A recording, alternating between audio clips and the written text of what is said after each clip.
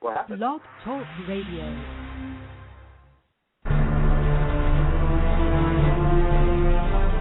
There's a mystery lurking the forested areas of the world. Many have seen something, but what is it? Are they seeing known animals? They claim they walk upright, like a human.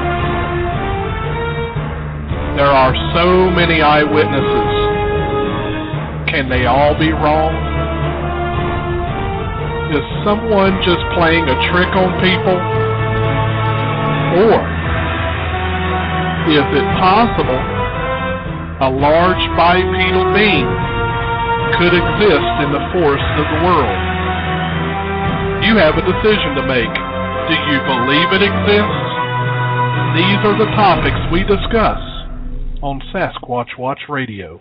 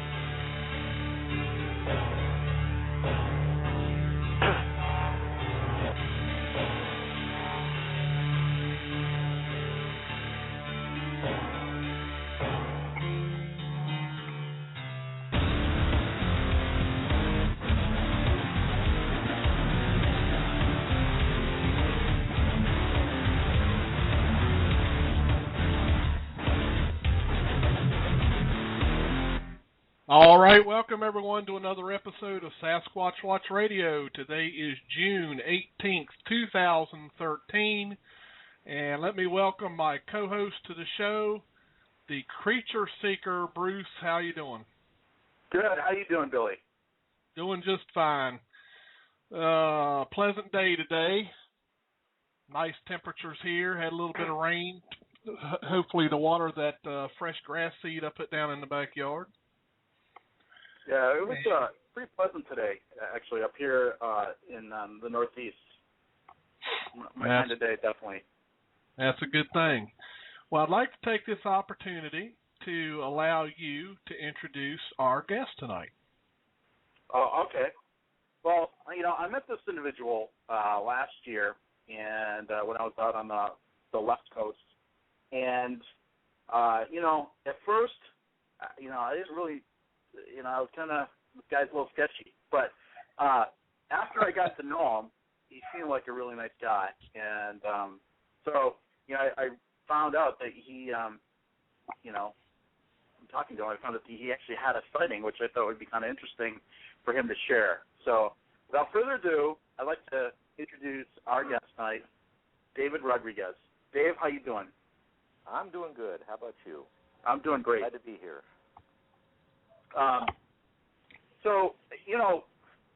You said you had a sighting. Now, this was was this a long time ago? Was this during you're about Ron Moorhead's age, right? No, I'm 10 years younger. Oh, okay.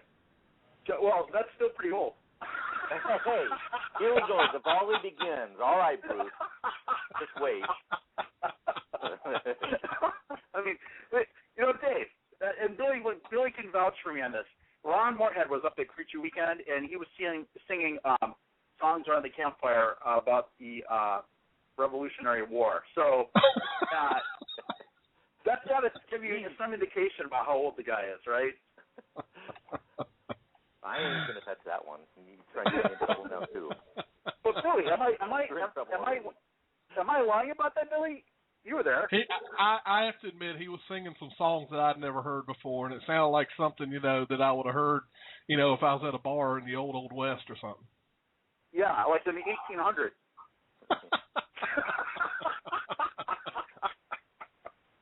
But, no, you know what it was for? It was, he was singing the Battle of New Orleans. Dave, you ever hear that song? I mean, not live, on the radio. I'm not saying a word. You're not going to get him in trouble. So anyway, so would you mind telling us a little bit about your sighting and if you were, into Bigfooting before you had the sighting, what you thought about it before, Well, yeah, okay. Here we go. Okay. I've seen 4 of them in my life already. And no, the first one I wasn't into it. Although, the curiosity was there. I was just out of high school. I grew up in L.A. and was looking forward to moving north to Yosemite National Park and living and working there for a couple years or however long I lasted there.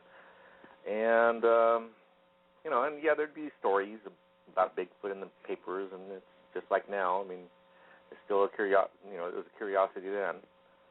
But, I never thought I'd be exposed to the mystery directly. So anyways, after a few more months of living in L.A., I moved north to Yosemite and lived there 1 year. The second year, roommate and I had a couple days off, so we decided to drive down to L.A. and visit friends, and just for the weekend, a quick trip. And on our way, it's like a 6-hour drive each direction. So on our way back, it's after midnight, and we're entering the park, somewhere actually probably more like 1:30 in the morning.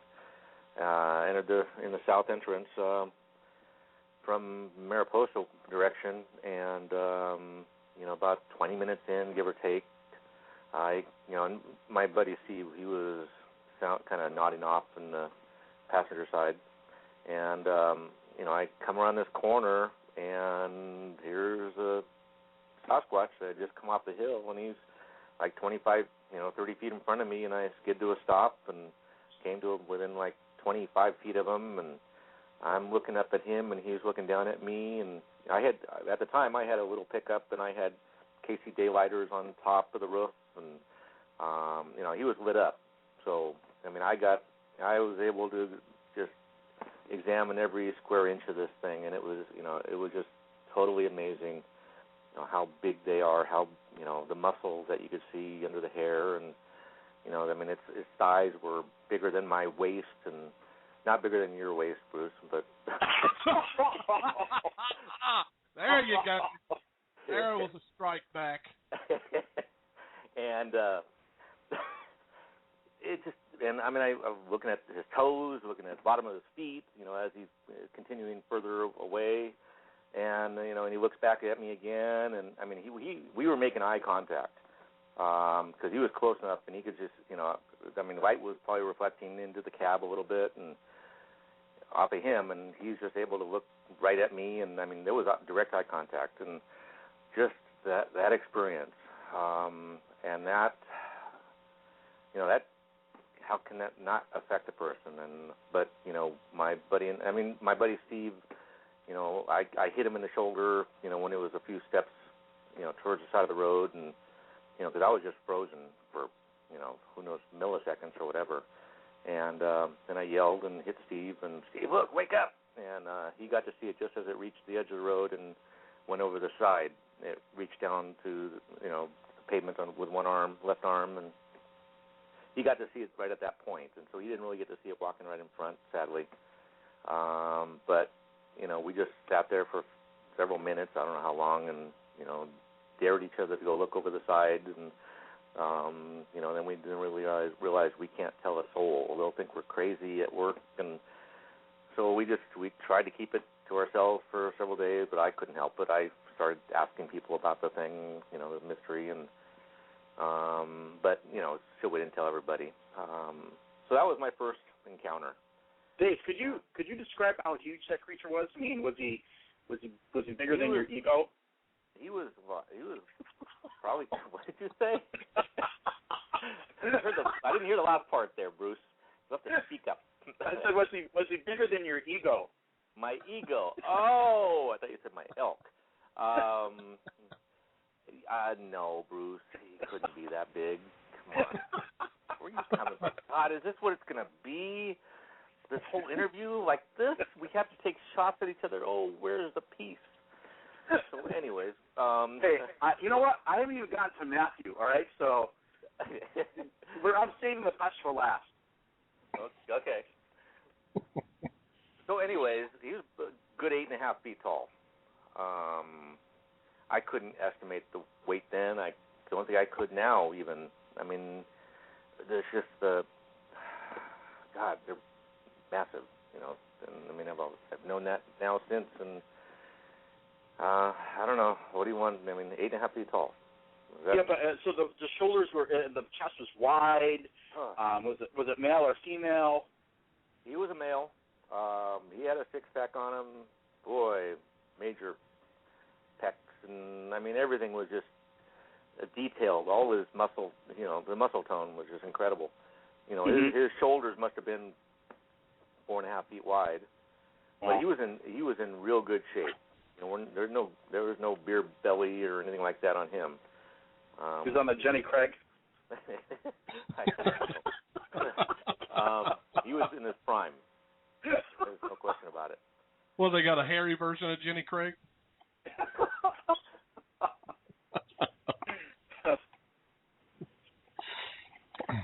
So that was my first encounter, and after that happened, you know, it didn't. I didn't become obsessed with it, but it definitely, you know, became something I listened for, and you know, tried to pick up, you know, stories where I could. You know, and we're talking 5 years ago now. So it's been a while. Wow. Yeah, okay, I'm old, Bruce. Old. You know, 35 years ago, what? Yeah, it was before the airplane, Bruce.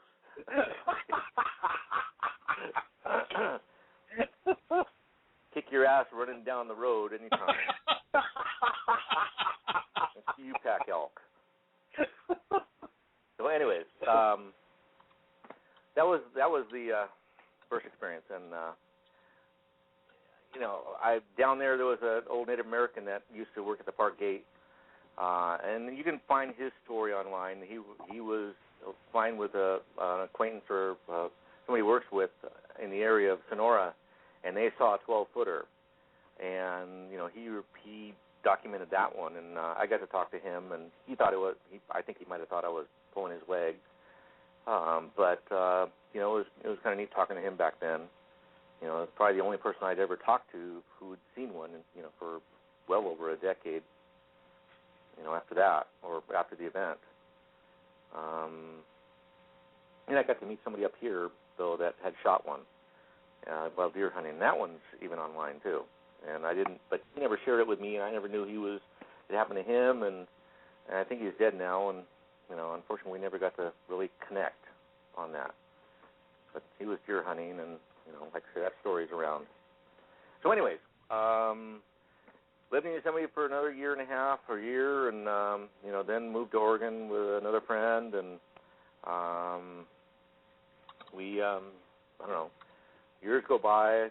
And you know, he and I go our separate ways, and I got new friends, and I'm up deer hunting in the like in '87 or so, up near out of Oak Ridge area in Oregon, and my buddy is down at the bottom of this valley, and I'm at near the top of a ridge, and I'm just sitting there, you know, I'm in camo and just watching this. Hillside, you know, it's an old growth area. It's in the wilderness area, and you know, I see this. You know what rhodiots are? Rhododendrons, right? Yeah. I did not know that. Okay, well, they're big. They're native flowers that grow in Oregon and different. No, I don't. I know what rhododendrons are. Okay. No, I never heard them called rhodies before. Rhodies, yeah, they got a rhodie run up here too. You know, to me, a rhodie is the guy who sets up a concert. That's spelled differently. We're talking RHODY. Okay. So, anyways, you know, they can grow up to 10 feet tall. You know, they average about 8 feet tall, and they can be pretty thick. They're hard to walk through. But anyways, and I'm watching this hillside, and you know, my buddy's at the bottom. You know, maybe 500 yards below me, But I'm sitting there and I see this head coming up the hillside above the roadies, and but at the time I didn't really connect, how tall the roadies were. I just see this head, and I'm, God, what's Mark doing up here? And I get to, queuing into the head, and that's not Mark. And I see hair, brown hair and all over the face, and shit, I'm seeing another Bigfoot, and it's like, wow, this is happening again to me. And I just zoom in with my, I put my rifle down and zoom in with, and I pull out my binoculars, and I get to see it, it's full frontal at one point, or full side view, I should say, but full body as he came out of the roadie. But then he, went behind. He kept walking, and he disappeared behind this big tree. We're talking a big old growth Doug fir, 7-8 foot diameter. And he didn't keep going. He just stopped. He just stopped behind the tree. And oh shit, what the hell is going on? And I'm gonna wait for this thing to come out of there. I'm telling myself, I'm not gonna take my binoculars down. I am just gonna watch this, both sides of this tree. It's, we're talking about 100 yards off or so. And I'm just not gonna. I'm gonna see where he goes, and try to mark. I even pick out a point on the tree of where there's a knot, and I'm going to measure his head, the height of his head compared to the knot. That way I can later on determine how tall he was. And actually I did that before when he walked up to the tree. I was quick enough to be able to do that. I'm sorry, I kind of screwed up there. So anyways, I had just I'm watching this tree, and I'm waiting, and he's just not coming out. I can't understand what's going on. And then I hear something coming at me really fast from uphill from me. There's still a little bit of ledge above me, and oh shit, I don't know what it is, and I've got to look because I don't know what animal was coming at me. Well, it's this damn snake, and there's this. I've had snakes as a kid. I've had dozens of snakes. I'm not afraid of them, and this snake is just barreling down the hill right to me. Just a garter snake. Just a regular, normal variety garter snake. About 4 foot long, pretty, decent sized one, but nothing major. And he's just, I got my legs crossed because I'm bracing my binoculars with my knees, and he goes right over my rifle, right through my legs, and goes off the ledge, a 15-foot ledge. He flies off that ledge. And as soon as he did that, I said to myself, oh, shit, I took my eyes off the tree. How that all happened in that, moment, it's one of those things that blows me away, because I told myself I wasn't going to take my eyes off of that tree. Something, the virus, whatever, I've heard these things before from Native Americans since, and, that they can make things, appear and control animals and whatever. But wow. It happened, and so that woke me up to some of the little more unusual side of them. But I hadn't fallen off the cliff yet. So Dave, are you saying that the Bigfoot willed the snake to come at you? Or it was a Bigfoot that turned into a snake. Take it how you will. I don't know. All I know is a snake ran right through my legs right when it was supposed to, so I take my eyes off the tree. However that happened, it's anybody's guess. Don't know. Really don't know. Now, that's really bizarre. Dave, yep. Ramble, I think it would be Ramble X Zone, I think is what that is, in the chat room, has several questions. Ramble X1.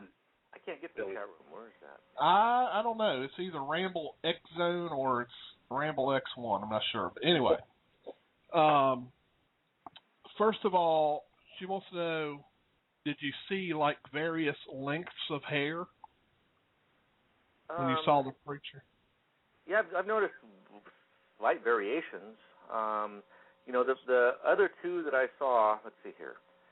The other two I saw, the next two, I guess you'd say, I didn't. It was starting. There were different shades of, wasn't different shades, different time of the day. There, wasn't on the next one. The third one, it wasn't quite light yet, so I couldn't see it, detailed in. And right. then the final one, 5 years ago or so, 6 years, it was getting dark. So, but I was only 22 feet away from that one, and I had him at gunpoint. So that one, I couldn't make out individual hairs, but I could see the lines of his mouth and his eyes, but I couldn't see the color of his eyes. That, we're talking that, at dusk. So, but the first one, I guess around 4-inch length, of hair, and let's see, boy, I'm trying to remember on that second one. He was more than 100 yards away, so I really couldn't say how long his hair was. Okay. Our other question was it fluid in motion as it moved? It was very muscular in motion. I mean, it was different in, like comparing with Patty, different in the respect that this one had, that first one had, the musculature was, I mean, it could have picked up my truck and thrown it over the side. How's that? So it's huge. It was a small truck, though. Huh? You said it was a small truck to begin with. It was a small truck, yeah. But still, he could still pick it up with us two in it, throw it over the side. Now, they want to know, did you get a sense of the animal? Like, did it act like it was, any of them act like they were surprised to see you or curious of you? The first one, boy, it was like, I'm here, you're here, and I'm going this way, you just wait.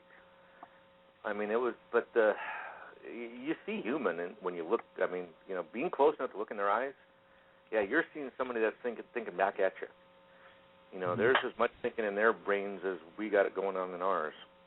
Right. They're not just some ape, that's for sure. I know that from my other experiences. I mean, I've got a lot more experience now than I did then. Yeah, I know the first creature you saw, you admitted that it was a male. Yeah. The Flycatch wants to know, were you able to determine the sex of the other creatures? Well, I think the second one was a male too. I'm sure of it. It was tall. He was tall and lanky. I'm sure it was a male too. I didn't see any breasts. He was just a tall, lanky Bigfoot. That second one. He didn't have the musculature of the first one. But again, there were no breasts or anything like that. The other two, I mean, let me, tell the quick stories here. The third sighting was in,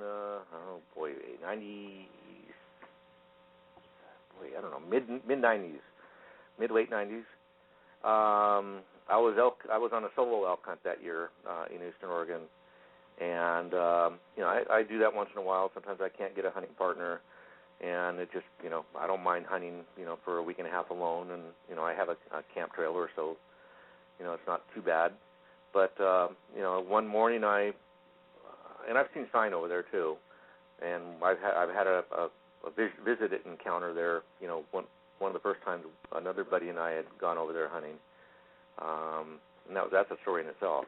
But, I pre-dawn, I'm pulling my gear out of the tent to go out for the morning's hunt, and I first pull my pack out and put it down, and then I go back. Oh, actually, that's when I put it down and I look over, 75, a little more than 75 feet away, and in this there's this grassy patch between some trees, and it's still, the sun hasn't come up, but there's a little bit of light, from the sun in the sky. I mean, you can see a little bit, but you can't see, detail of anything. And I kind of know the area fairly well because I've been hunting there for years now, and I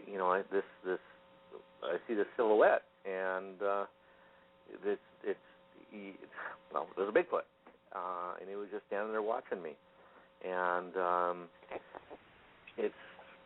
I ran back. Oh, boy, it was so stupid. I stood there for a minute, just and I actually waved, and I ran back in the trailer and came running out with my stinking spotlight and tried to find him, and he was gone. and I got no other hunters up by me. Nobody's going to be running around, pre-dawn, that from the camps that I do know that are almost 2 miles away. That was just a short little sighting. It was kind of cool. All right. I just said to myself, all right, Bigfoot. And, I've had them follow me up there before. We had a nighttime visit there several years before, where first night we were over there actually. Got in late, because we left our other camp and needed to find a new hunting spot, and showed up 2 o'clock in the morning or midnight, whatever, I don't know. And we were tired and just, unhooked the trailer and crashed in the trailer. And, I'm woken up I hear it's freezing outside. It's like 3 degrees out. Literally 3 degrees out. It had snowed a couple of days before. Sun comes out during the day, melts the snow, and, freezes at night. So there's probably been several nights of that. The snow on the ground is just like solid ice. And anyways, I hear footsteps coming up, and,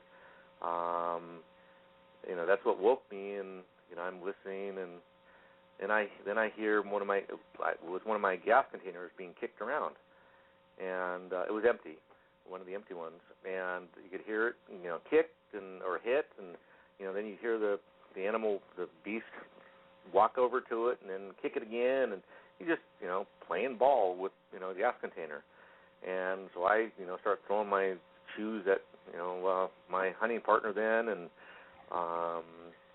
Joe, listen, it's Bigfoot. And he goes, no, that's a raccoon. Joe, listen. Because you could hear the gas container being thrown away around around camp and footsteps. And so then then the guy cues in and, wakes up, and I got to see this thing. Give me your gun and the flashlight. I go, no, you ain't getting my gun and flashlight.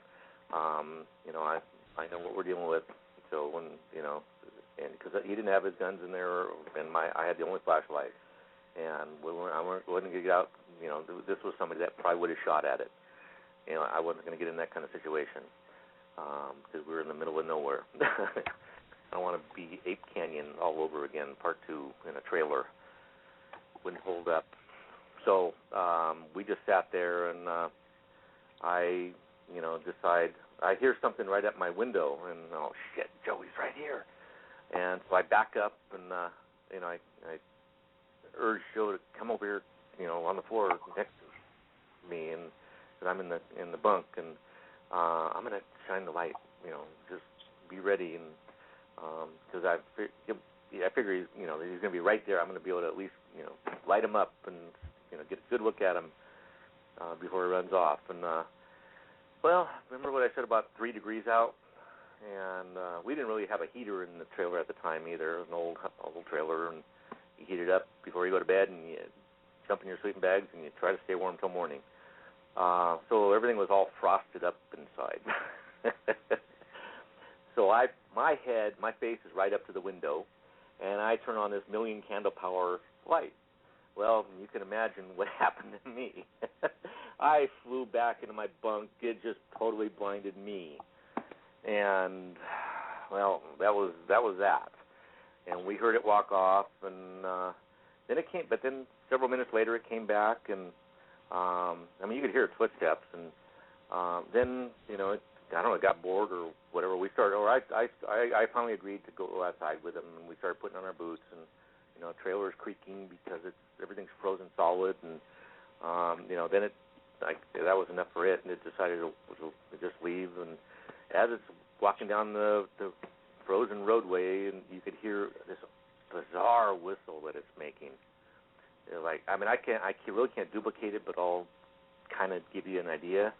And it does sound like they have dual octave or dual vocal cords, but it was like, but there's 2 vocal cords at work. And just hearing this thing walking down the road whistling, it was a whistle. Hearing it walking down the road whistling, it was just, well, wow. Dave, how do you know it wasn't 2 animals doing that? One at different. Oh, the footprints. The footsteps. You could just hear them plain as day, because the snow was just solid, and you just make it out it was clear. And what animal is going to kick around their gas container? Not even a bear will do that. I mean, it smells like gas, for that matter. But it would kick it 30 feet. And when we came out the next morning, gas containers were right where they were left. They weren't, it wasn't strewn around or anywhere. It was put back. So, I don't know. That was my conclusion. I already know Bigfoot exists by then. There was no question. Oh boy, here's another one, and that's what I deal with now is when I'm going to see the next one. And we'll go to the fourth and final, and the one that really scared the hell out of me. Years go by, and I forget. Not really forget. It's always in the back of my mind, but I don't relish seeing them all the time, and not that I see them all the time, but 4 in 35 years. That's once every 7 years or so. So, anyways, I'm deer hunting up in the Cascades, and I got my German Shepherd with me. She's dying of cancer, and I'm taking her everywhere with me. I just want to spend time with her, and she loves being out in the woods with me, and so I took her up hunting with me, and she didn't chase animals or anything like that, and we're out for the final hunt of the day, and we walk out to this clear cut, and I figured we'd sit the last hour and just watch the edges of the clear cut and maybe see a deer coming out. Hunting was pretty much done for the day, and it's starting the sun's starting to go down. I could still see fairly well out in the clear cut, but I figured, okay, well, maybe I'll start walking back. Maybe I'll see something on the way back, I'll spook something. The second I stood up, from about 300 yards off, here it comes, and it's just crashing through the timber, and it's on a beeline course, and it's like, oh, shit, I don't want to see one now, because I'm alone. I'm, a couple hundred yards from my truck, and it's, 300 yards out from the trail, but as fast as it's coming, I could hear it just moving through the woods and just breaking everything in its path, and, there's no way I could run and beat it, even though I'm closer to the intersection of where he's headed.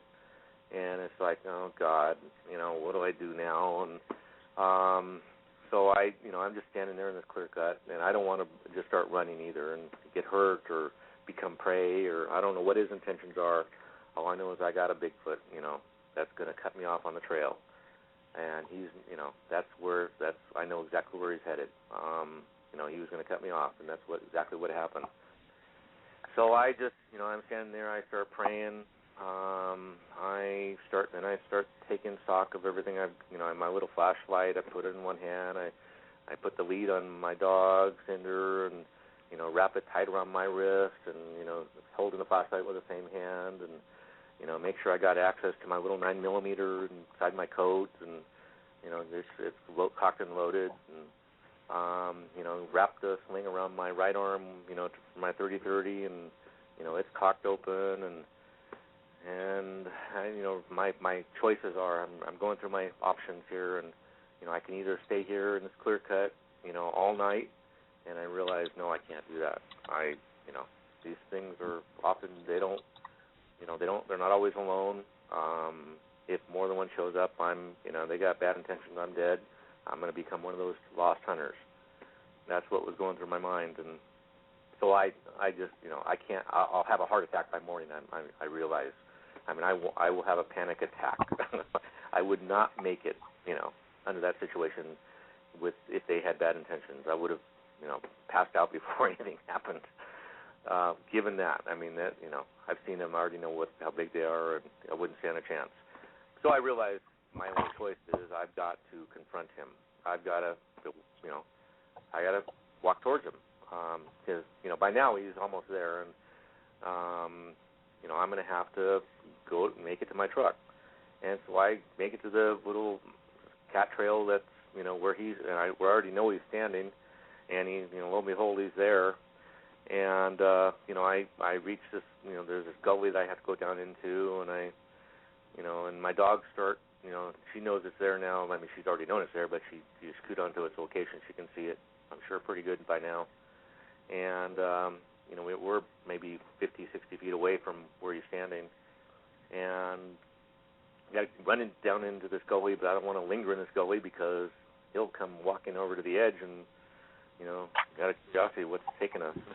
So I just told my girl, hey, run, Cinder, run. I know there's a monster there, but run, girl. And, she understood a lot. And she ran down and up the other side. And then that's when, he was there. I could now hear his breathing, and I could see his outline. And, I had, knowing that they're not always alone, I decided to actually walk closer to him than the backside of the trail away from him, because I want to leave myself some room behind me. So, which was, crazy enough as it was, here I'm trying to get closer to him. So I got my 30-30 cocked and finger on the trigger. I've been doing praying all along there, but, then I start talking calmly to him. I don't want to hurt you. You don't want to hurt me. We just want to both be on our merry ways and go home after this. And I who knows what else I said. I'm just trying to talk calmly to him. You could see, I could tell that he was calming down a little bit. His breathing, at first his breathing was just, because he had just come through that 300 yards. But now, he's calming down. So whatever I was doing the right thing. And I'm now walking sideways with my rifle pointed at him. I'm sidestepping my way past him. And, he's just turning his body with me, with his arms at his side, and just watching us as we pass. My girl starts to growl at him, and I go, no, Cinder, don't growl. And she stopped growling. And she's just scared. She's holding tight, behind. And I'm not going to let him get to my dog either. He will have to go through me if he wants my dog. I will shoot under that circumstance. But luckily that didn't have to happen either. And we just slowly made it by, and he just, let us pass. There was no aggression after that initial aggressive walk. I think he might have respected that I, didn't start shooting like I know plenty of hunters that would just start shooting. And I've already had enough experiences where, that allowed me to, deal with it differently. I guess that's one way of looking at it.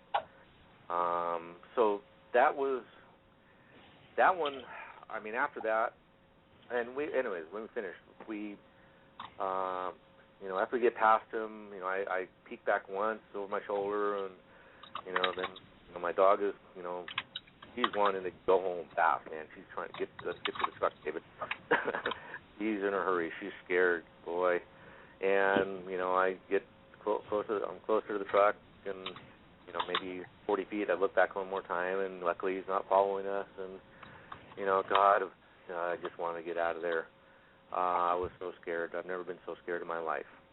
And, for the first few days, I didn't even want to go outside ever again. This was scared to the bone. Never before in my life I've been so afraid. But after, then you start coming back to your senses. Okay, I can't stay in the house all for the rest of my life.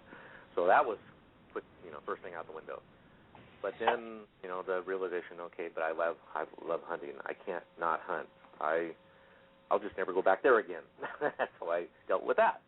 So I dealt with it that way. I just decided never to go back there to that spot again because there's a Bigfoot there. So I hunted elsewhere and just avoided that location. But after 3 years or so, a couple of years actually, I just, I knew I had to confront this issue. I can't, if I'm going to see him again, I have to understand a little more about him. And so, I was talking with Autumn Williams at the time and a few other people, Ron Olson, who made the Sasquatch movie back in the 70s, and, it's just, you get different opinions, and, with my knowledge of the outdoors, I just, okay, this is something I got to do, and I'm going to do it alone, and, I'll go back there and try to figure out what I can. And I went back one morning before dawn. I brought my rifle with me at the time because I didn't at that time. That was more like, I don't know. Yeah, that was probably 4 years ago. And I wasn't really, didn't trust them, or I still don't completely trust them. But I didn't understand enough at the time, even though I've had decades of encounters. And I went, I walked a little bit different direction in the same area, and I sat on this stump, and I'm hearing movement around, and, I don't really know what it is at the time, and, I didn't bring my rifle to use it, just, I don't know, safety. I think it was deer hunting season, so I think that was why I had the rifle. So anyways, I just sit on the stump, and I hear movement around, and, one set of sounds is about 75 feet to my left, and, behind the tree line, behind the tree edge, I'm in the clear cut, and then you got this edge of woods that kind of, where the sun grows, things grow thicker along the edge of a clear cut because it gets all the sun from the side. So you got this barrier, a visual barrier, and so whatever it was on the other side of this barrier, a brush. And then so I'm kind of whistling and waving, and I already knew there was nobody else up there because I just took the road, and you can hear other vehicles, if somebody else does come up, and then let's see here, I hear movement up on the hillside, and so I, let's see, what did I do? I gave a howl that I once heard, gave out a loud howl, and God, then this massive howl, three times this howl came back at me up on the hillside, 100, 150 yards away, I don't know what it is. And you could just feel it through your bones. And I'm sitting there all I had at the time was a little old digital camera, and I didn't have a tape recorder. I mean, I didn't even think of bringing one at the time.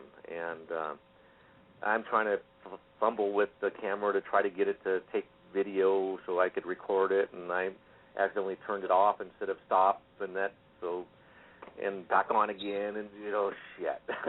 I didn't get anything out of that.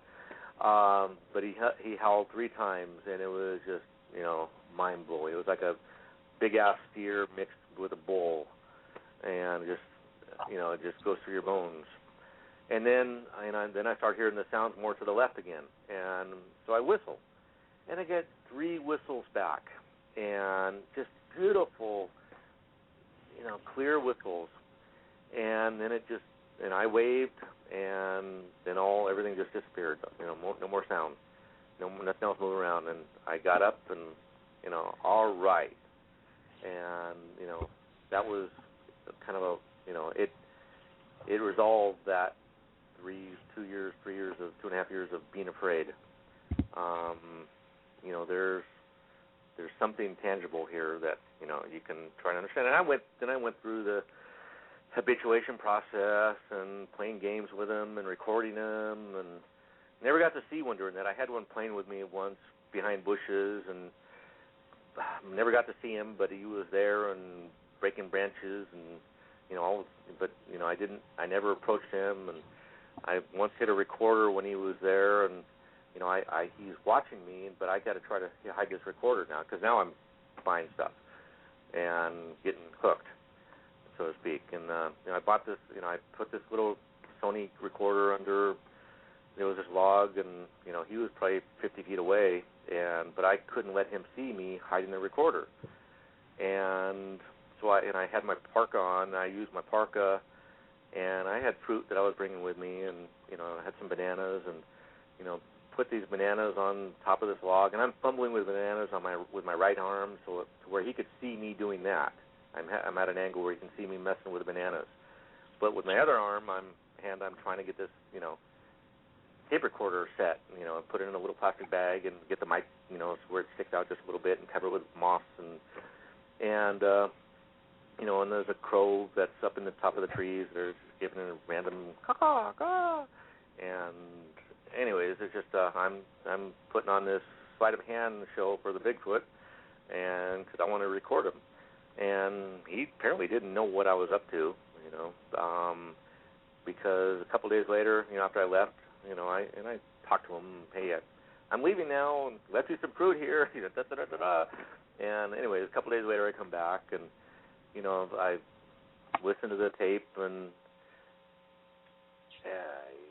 get to the point where I leave, and minutes later, it just seemed like a few minutes after I'm out of there, I hear bam, bam, bam, and the hell is that? And I'm trying to figure out what, and I hear these strange sounds, doing different things with his tongue and mouth sounds, and I'm trying to make sense of what all this is. And then bam, bam, and then looking at the location, I see the bananas are smashed. And shit, he smashed the bananas. Because the recorder was only a few 2 feet away from the banana, or 2.5 feet. And he smashed the bananas. He didn't know what a banana was or whatever, I don't know, but, he smashed them. So that was kind of cool. Didn't eat them. He ate apples. I got recordings of him eating the apples. You can hear crunch and, making his little sounds. And anyways, that's the beginning of the end, or the beginning of the story. Wow, that's pretty. Maybe he was making banana bread, Dave. Who knows? Making what? Never mind. Good, thanks.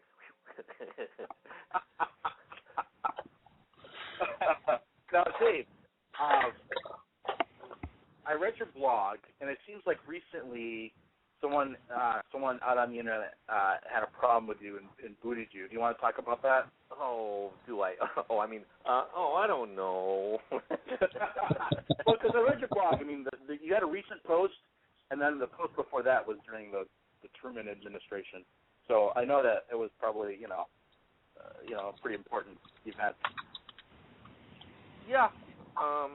It seems to be. I seem to not be alone in this situation either, where certain somebody has. Do we use names here or what? Well, it is what it is. I mean, you wrote it on your blog, so. Yeah. I, along with 1,000 others, were put on Matthew Johnson's blog, and Matthew has these theories of his own. Of course, everybody's got theories, and everybody's welcome to theories. And one of his is that that where he has had telepathic communication with them, with Bigfoot, and they told him they are the descendants of Cain, and that they are their brother's keeper. And I questioned. Well, not that I totally disbelieve that he's communicated with them in that way, because there's many people who are having these experiences. But I'm questioning whether he's being deceived in his beliefs, because basically he's taking it from them that they are our friends. And when you take that story of Cain and Abel, Cain slew his brother Abel in the Bible. Now, we're going to get biblical here a little bit, but, I countered his story with another take on how he viewed, his story. That so, Dave, basically, on the Cain and Abel story, I mean, Billy's a theologian here. Billy, do you want to just quickly, for those who aren't, Yeah, go ahead. I'm a theologian. Well, yeah, I mean, you read the Bible, you know the Bible pretty well. Okay, I studied the Bible for 15 years. That don't make me a theologian. Well, I mean, that's 15 years longer than any of us, Well, you and I have talked several times, and from my standpoint, if you believe the Bible to be the Word of God, then according to the Word of God, it is not possible for Bigfoot to be Nephilim, because Nephilim was destroyed by God during Noah's flood. Well, Billy, can you just tell the story of who Cain and Abel were and what happened? Well, yeah, I mean, Cain and obviously, Cain and Abel. Cain, of course, being the bad son, and Abel being the good son. We know that Cain was, he was a warrior. He was the hunter. The Bible pointed out quite simply that he was just a bad person. Cain obviously was killed. So it's sort of hard to have descendants from Cain, I believe, if you've been killed. So he was killed during the flood, that's what you believe? Yeah, everyone that wasn't in the ark was killed in the flood. Except the only survivors were the people and animals in that ark. Well, what about the fish, Billy? Didn't fish survive? Well, obviously, I'm sure the fish survived. Of course, his main goal was to kill the wicked. Okay, we're talking about humans, and humans don't have gills, so. All right.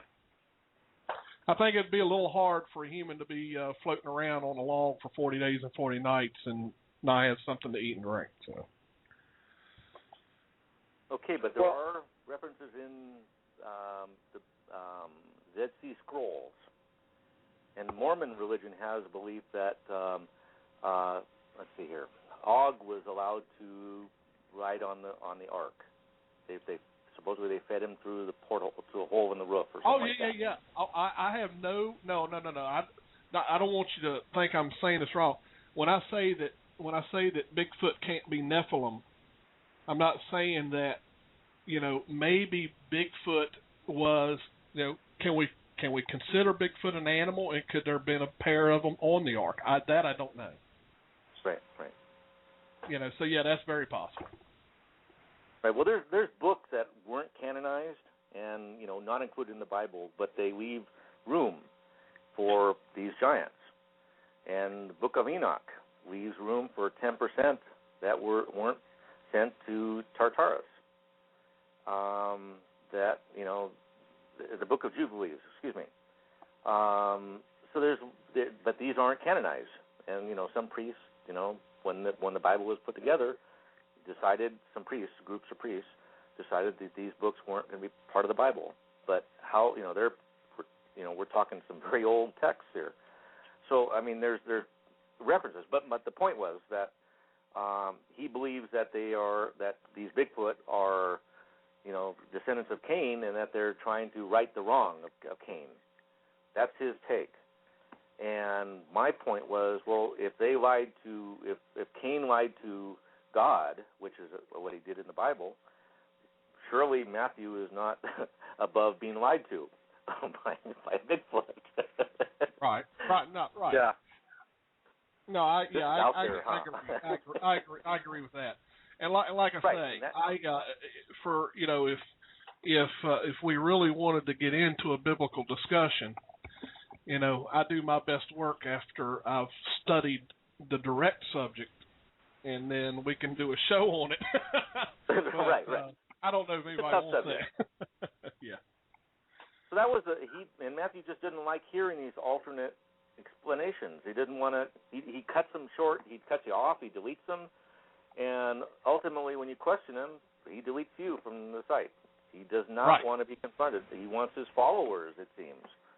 It's what it's beginning to look like. And I don't know how else to describe it anymore. He is into it, and I don't doubt really that he's had, his encounters. But these, I had one encounter that is out there when, in the early 80s. And this is why I know, okay, you can't just dismiss this mind speak thing. Was that the 1980s? In 1980. Yeah, okay. We're getting back to the old thing, okay?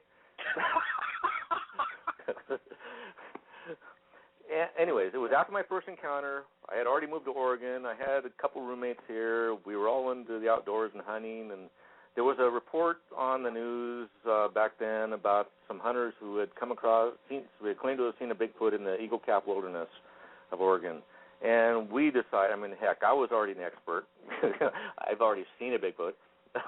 There's Jess there, okay? I'm being facetious. And anyways, we decided we're going to go out and kill one. We're gonna spend a week up down at Eagle Cap, and we're going to prove that these creatures exist. I mean, I've been through the whole gamut of roles, you could say, of in this field. I mean, I was going to go hunting one. I've had twice since I've had one at my rifle, at the end of my rifle, or at the other end of the barrel. But anyways, we were going to go kill one, and we spent a few days prepping the trip and planning, and there were 5 of us that were going to go, and we had all kinds of weaponry. Vehicles were packed the night before, and except for the guns, we just figured we wouldn't put them in the vehicles until we're ready to leave because it's not safe. And we're serious. We're dead serious. We're going to go prove this creature exists. So the night before, we're doing our last minutes planning, and everybody goes to bed, and everybody's pretty much staying here because we're going to leave from here by 4:30 in the morning. And I'm in my own bedroom, and different people are in different rooms, and living room, and all spread out. And so sound asleep, middle of the night, and sometime middle of the night, I am woken up. I'm awakened by this horrible, horrible scream. I mean, it's just, my heart just went out of my chest. I'm shaking. I'm breathing out of control. I don't know what the hell this is. It just woke me up, and I'm still listening. And I wake up, and I'm sitting up, and I'm still hearing this damn scream. And it's louder than you can ever imagine. And I'm trying to make sense of where this is coming from because I'm hearing it right there and around me, but I'm in my bedroom. And so then the scream stops, and we're talking a Bigfoot howl, okay? And it stops, and a few minutes go by. I'm finally calming down, and shit, I'm scared. And as I'm Dave. Yeah. Sorry to interrupt, but we have 3 minutes before the show goes off the internet, and wanted to make an announcement that we are hosting a camp out at Salt Fork State Park in Ohio on July 11th through the 14th. So all the details are at www.creatureweekend.com. And there's a page there for how to RSVP. It's really, really cheap, like $5 per person per night. It's going to be a camp out. We're going to go on an expedition, a night ops, and it's going to be a lot of fun. So anyone who wants to join us, please feel free to RSVP. But again, all the information is at www.creatureweekend.com. Billy, did you want to see anything before the I just want to, thank everyone for being on here tonight and listening to Bruce insult people and, Oh, Billy, I don't insult people.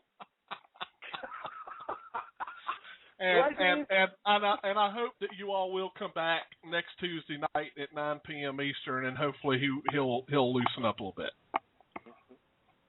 I'm pretty loose, actually. Thank you, everybody, as well. If I can say it.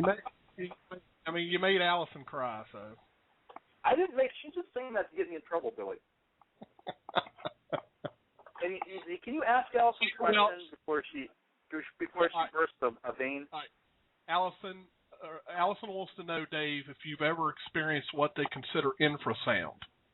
No, some people never. Okay. Never happened to me. Yeah, I'm thankful it hasn't. I know somebody who just had it happen here apparently last week too, but it's never happened to me. Okay. All right. So I got to finish this one little thing. Go ahead. Go ahead. The silence. Okay, go ahead. I hear the words in my head, believe it or not, and some will. Don't come looking for us. In a deep voice, no doubt about what its message was. That was all it took. I decided, right then, I already knew the trip was off. We're not going. I'm just, I was blown away. I got up and started knocking on doors, telling everybody, guys, the trip's off. We're not going. I'll explain in the morning, but we're not going. It's not going to happen. That's the one and only time I've had any kind of telepathic with them, but it does exist. I have never had it happen again, where I've had communications, where, like other people claim, but there is something to it, and that's something important we got to try to understand. It's not just, people coming up with this stuff, out of their, imaginations. It is happening, and this is what concerns me. I have a lot of concerns about what these creatures are, and it gets pretty deep, but a lot of people are still on the, being amazed by them, and that's understandable. And it's a process of trying to understand. So, anyways. I agree with you there, Dave. I am still, and I've said it. I've been saying this now for years. I'm still on the fence. You can pretty much split me even 50-50 as to whether these things are ape or whether they're human. Right. I honestly can't make that call because Sure. I haven't had an encounter or a close enough sighting to make a determination. So, understand. And then when it happens to you, then you climb that fence. Right, exactly. So, but it'll be the same argument. Tastes great, less filling. I'm still waiting on the little old lady to hit one with the Cadillac.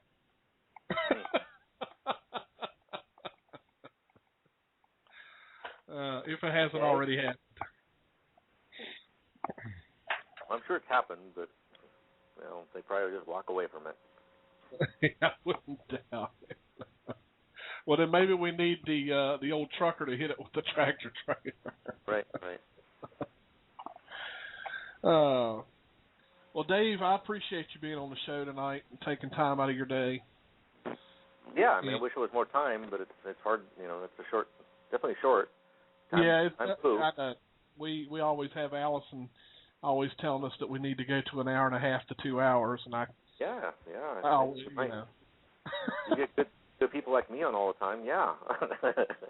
Okay, well, we'll definitely have you back on the show. Yeah, I think before too long we'll run out of people who want to be on the show, so I'll definitely give you a call. Okay. Yeah, I'll begrudgingly willing to do that. No problem. Oh man. Well, no, I'd enjoy it anytime. Yeah, it was a lot of fun. Mm-hmm. Yeah, it went quick though, for sure. I can't believe the hour flew by like that. Yeah. I could talk about it, but I don't know how many minutes you got left here, or where you want to fill it. Well, we're actually over by about 4 minutes. Okay. Yeah. Yeah, what we're saying now is going into an archive, but right. It'll last for so long. But well, all right. Conclude with my final statement then. Yeah, sure. Go ahead. Yeah, go ahead.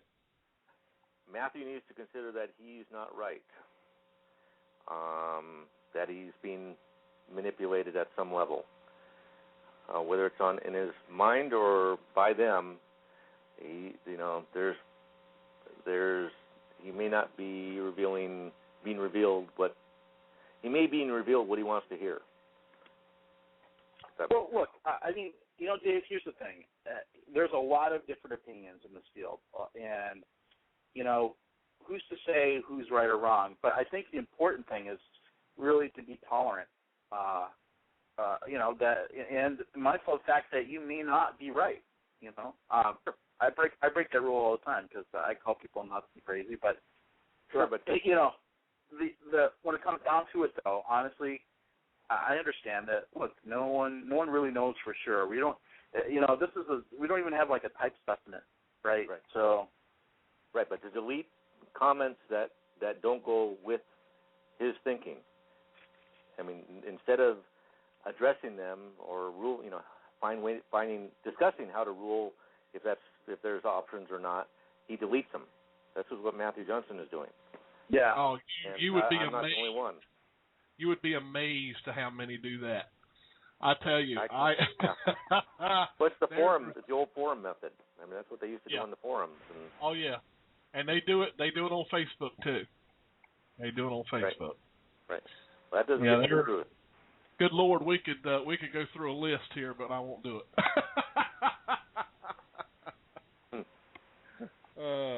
But they're all closely related to him.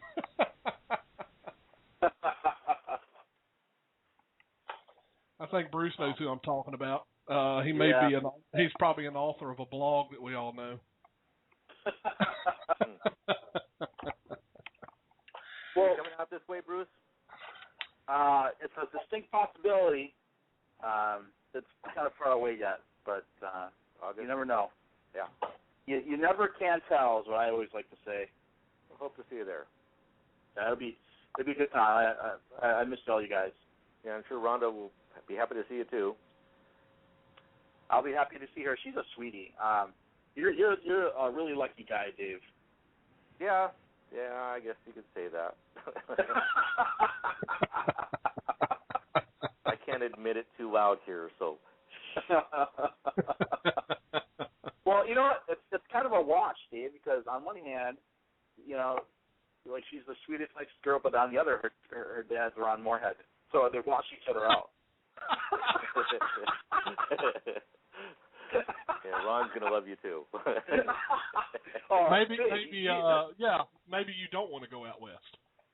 You know, Dave, when Ron was up here for Creature Weekend, we had a blast. I busted his chops the whole weekend. Mm-hmm. But you know, he's such a good sport. He takes it all in stride. He never gets offended, and we just have a really good time. So sure. I do feel fortunate to be able to call Ron a friend, even though he stole my chair.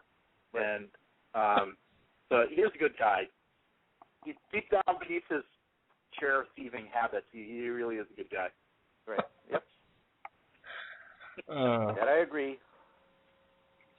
So anyway. Well, Rhonda and I are trying to make the best of it. Trying to make it work. It's not always easy. You know, people are different, and see where it goes.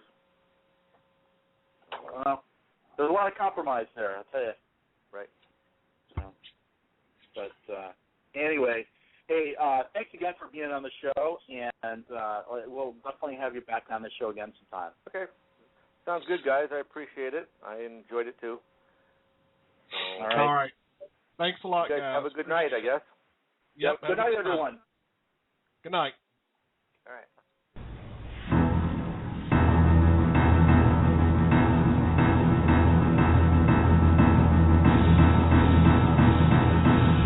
You're listening to Sasquatch Watch Radio on the Blog Talk Radio Network.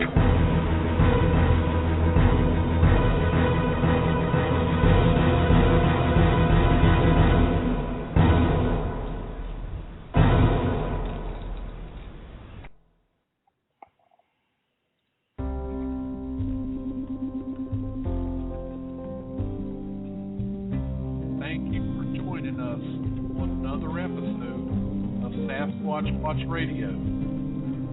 Remember to join us again next Tuesday night at 9 p.m. Eastern. We appreciate every one of our listeners. Thank you so much for being here. Lucky Land Casino, asking people, what's the weirdest place you've gotten lucky? Lucky? In line at the deli, I guess? Aha, in my dentist's office. More than once, actually. Do I have to say? Yes, you do. In the car before my kids' PTA meeting. Really? Yes. Excuse me, what's the weirdest place you've gotten lucky? I never win and tell. Well, there you have it. You can get lucky anywhere, playing at LuckyLandSlots.com. Play for free right now. Are you feeling lucky? No purchase necessary. Void where prohibited by law. 18+. Terms and conditions apply. See website for details.